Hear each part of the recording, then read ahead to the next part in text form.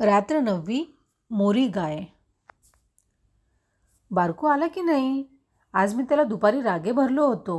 एका गाईला तो मारित होता. गाय दुसऱ्याची असली तरी ती देवता आहे, तिला मारू नये. जा रे, बारकूला आणा त्याच्या घरून, श्याम म्हणाला. तो बाहेर बसला आहे ऐकत. आत यावयास लाजतो आहे, शिवा म्हणाला. श्याम उठला व बाहेर आला. त्याने बारकूचा हात धरला. बारकू ओशाळला होता. तो हातातून निसटून जाण्यासाठी धडपडत होता.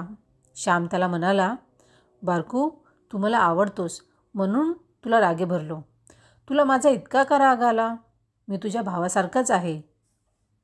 चल, आज मी तुला आमच्या मोऱ्या गाईची गोष्ट सांगणार आहे. श्यामच्या प्रेमळ शब्दांनी बारकू प्रार्थनागृहात आला. श्यामच्या गोष्टीची सारी जणे वाट पाहत होती. श्यामने सुरुवात केली.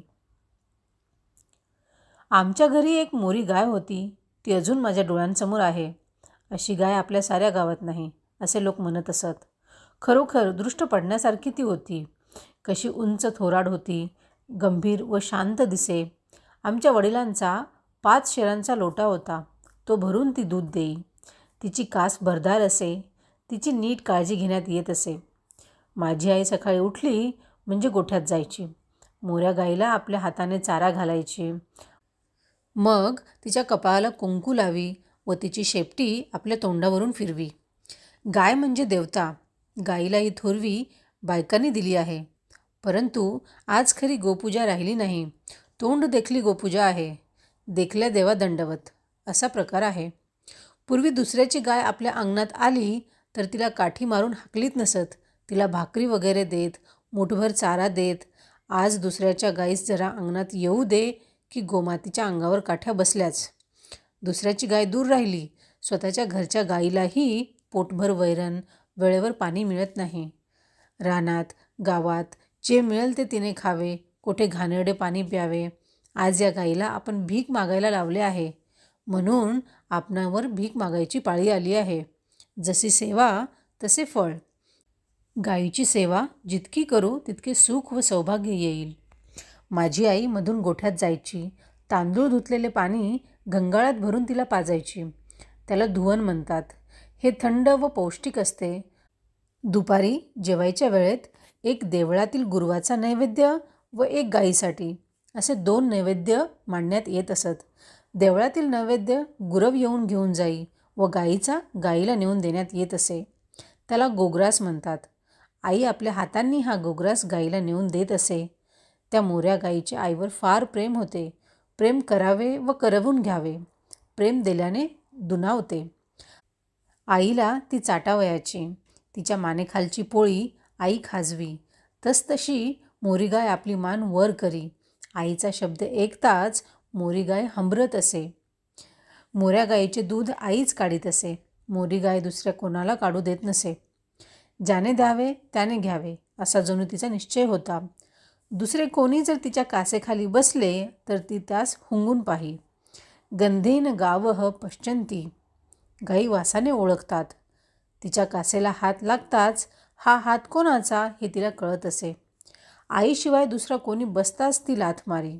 ती गाय सत्ववती होती, सत्यवती होती, अभिमानी होती. प्रेम न करणाऱ्याला ती लाथ मारी. पाप्या, माझ्या कासेला तू हात लावू नकोस. माझ्या कासेला हात लावण्यासाठी माझा प्रेमळ वत्स होऊन ये, असे ती जणू सांगत असे. ती मोरी गाय भाग्यवान होती असे आम्ही समजत असू. जणू आमच्या घराची ती शोभाच होती. आमच्या घराची देवता होती. आमच्या घरातील प्रेम व पावित्र्य, स्नेह व सौंदर्य यांची ती जणू मूर्तीच होती. परंतु पायलाग म्हणून भयंकर रोग आला. या रोगाने कोकणात फार ढोरे मरतात. पटापट पाय आपटून गुरे मरतात. पायाला क्षते पडतात व त्यांत किडे होतात. 1-2 दिवसात ढोर मरते. मोऱ्या गाईला पायलाग झाला. पुष्कळ उपचार केले, परंतु गाय बरी झाली नाही. एका काडीसही ती शिवेना. मान टाकून पडली होती. आम्ही घरात जपही केले, परंतु आमची पुण्याई संपली होती. मोरी गाय आम्हास सोडून गेली. मोरी गाय गेली त्या दिवशी आई जेवली नाही. आम्ही सारे जेवलो. आईला किती वाईट वाटले ते मी कसे सांगू. जो प्रेम करतो त्यालाच प्रेमवस्तू गेल्याचे दुःख कळते.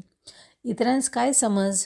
मोरी गाय जिथे मेली त्या जागेवर आई पुढे काही दिवस हळद कुंकू व फुले वाहत असे.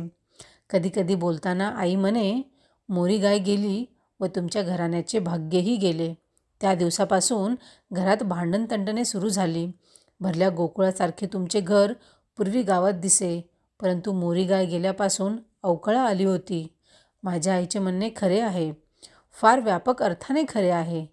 ज्या दिवसापासून भारतमातेची मोरी गाय गेली, ज्या दिवसापासून गाईला भारतीय लोकांनी दूर केले, तिची हेळसांड केली, त्या दिवसापासून दुःख, रोग, दारिद्र्य, दैन्य, दुष्काळ ही अधिकाधिक येऊ लागली. चरखा व गाय या भारतीय भाग्याच्या दोन आराध्य देवता, आधार देवता, या दोन देवतांची पूजा पुनरपी जोपर्यंत सुरू होणार नाही तोपर्यंत तरणोपाय नाही. गाय रस्त्यात दिसली म्हणजे तिला उजवी घालून तिला नमस्कार करणे म्हणजे गोपूजा नव्हे. आपण दांभिक झालो आहो. देवाला नमस्कार करतो व भावाला छळतो. गाईलाही माता म्हणतो, परंतु तिला खायला प्यायला देत नाही. तिचे दूधही मिळत नाही. मिळाले तर रुचत नाही. खोटा वरपांगी नमस्कार करणाऱ्याला नरक सांगितला आहे, दास्य सांगितले आहे.